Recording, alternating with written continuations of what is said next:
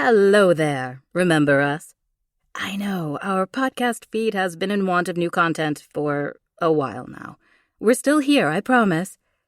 It's been a struggle this past now more than a year to keep up with productivity while trying to adapt and make major adjustments, all the while managing the immense stress and anxiety of life in a pandemic. And if that feels familiar to you, my friends, just know we are definitely not alone. Hey, how about we forget about productivity guilt and all the other stresses, even for just a few moments?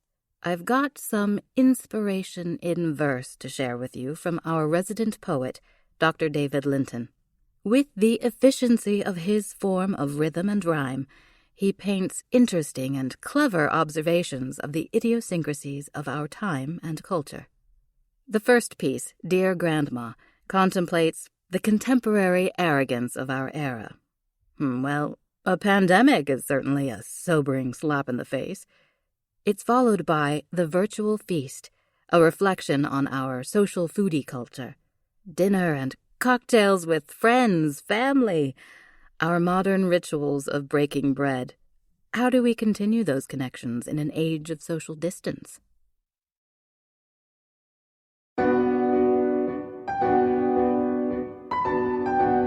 Dear Grandma, I hope you're finding joy and love with the other angels up above.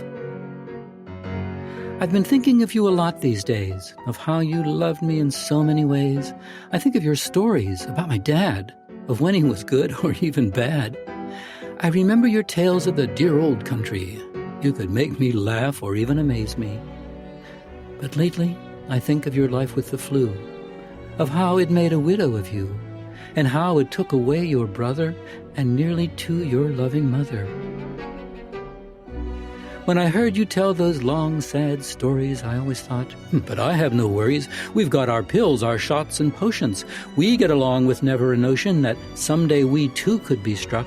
We'd play our hand and be out of luck. We thought we'd never have to pray just to get through another day of staying home, avoiding friends, never knowing when it would end. You told of quarantine and signs on doors that said we've had to close this store, and funerals that no one could attend. It seemed the misery had no end. Your stories always made me sad, but also, and in secret, glad that those dismal days were gone, that our lives could go on without a thought of plague or virus, that nothing ever could deprive us of safety, fun, and long good health, of growth and play, and even wealth.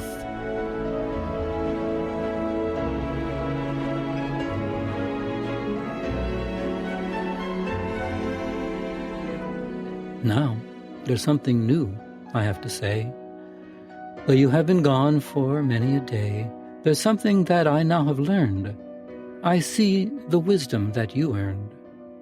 Your life was not so far from mine. It is not merely a bygone time, before Facebook and internet, lives wasted at the TV set, before Zoom calls and Instagram. You too were called to take a stand. You helped your friends and neighbors too. You sang to them when they were blue. And finally, when it was past, you dried your eyes and said, "At last." You faced the deadly Spanish flu. You stood up tall and saw it through.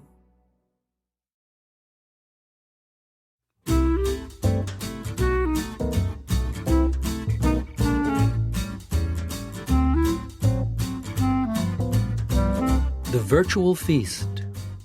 They used to meet to chat and eat. 1 week at Mary's, the next at Harry's, then down to Jim's or up to Kim's. They'd crowd around each other's table to find out who had been best able to provide another food delight on this their special dining night. 1 week it was a dish of lamb, grilled just right in the Teflon pan. Next time they would reject all meat and produce a tasty vegan treat.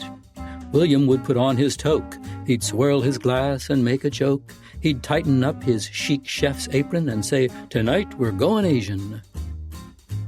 Tiffany flambéed crepe Suzettes. She'd light a fire you couldn't forget.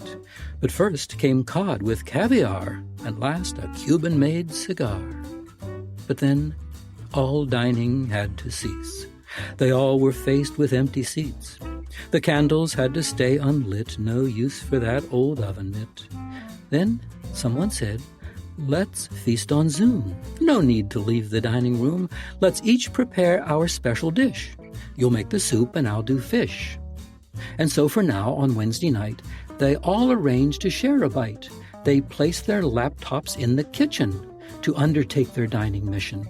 No need for masks or social distance. Instead, they practice food persistence. They raise a glass and make a toast to whoever drinks the most. Who cares if that fillet of trout was delivered by a local takeout? What if that yummy plate of flan came from opening a can? And that pork, so delicately flecked? Yeah, it came from fresh direct. It didn't matter, they had learned, if the meat was rare or even burned. It wasn't tastes that made them gather, it was friendship that really mattered. So on they go with making plans that are little more than opening cans. They make a date to eat together, regardless of the virus weather. They've learned that food was not the reason that they met through every season. They merely needed an excuse to let their need for love run loose.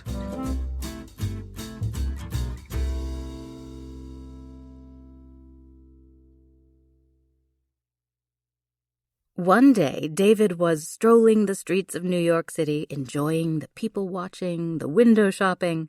For sure, down almost every street and on almost every corner of this town, there is something interesting to see. But he noticed, amidst the throngs of people, he was the only one paying attention.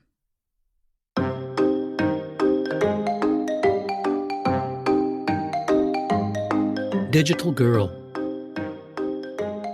Clutching her phone while crossing the street, attuned to the ding of another tweet, not the chirp of the oriole, the squawk of the crow, the coo of the pigeon, or the peep of the sparrow. Her thumbs are busy tapping the keys, ignoring the traffic, the birds and the bees. She does not see the blossoming trees, or the dog busily scratching its fleas. White wires run from her ears to her phone, so no matter what, she is never alone. They hang like a necklace across her chest. They guarantee she will get no rest. The buds in her ears block out city noise and friendly hellos from flirtatious boys. Her head is bowed in concentration. She is always in touch. There is no cessation. But in touch with what? With whom? With where? Is there actually anyone really there? She swipes from site to site to site, from early morning till late at night. She feels in touch with all her friends, with her mother and sister. There is no end. But if passed by surprise out on the street, she would not see them, they would not greet. Beyond her gaze, the world goes by. She happily taps it, a soft goodbye.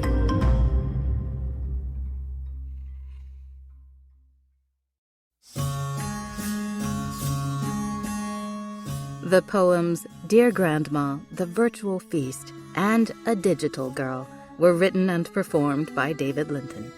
Audio recording was engineered by Matt Straub. It was produced by me, Silva, for Fireside Mystery Productions. Hang in there, dear listeners. There is more to come from Fireside Mystery Theatre.